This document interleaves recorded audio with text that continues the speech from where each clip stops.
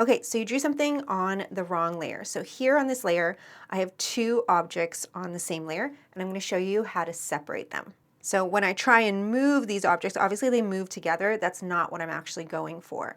So it's really easy to separate them. I'm going to go to my S tool, which is the selection tool, and I'm going to set it to freehand here at the bottom. And just make sure color fill is off. So if this guy is blue, you're going to just turn it off, and you're going to draw a little circle, a loose circle around the object that you want to separate, like that.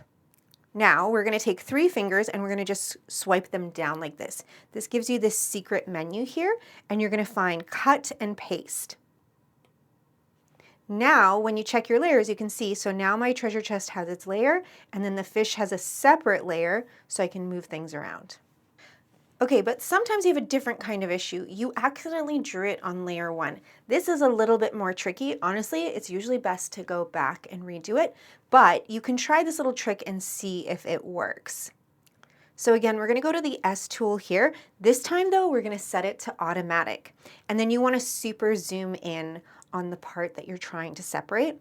And what you're going to do is you're going to tap on your black lines, and it's going to invert the colors. So it's going to give you the opposite. So we're going to get white. So this is what it's going to look like.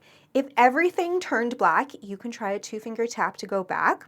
But if it looks like this, you're going to find the copy and paste button, and then check this out.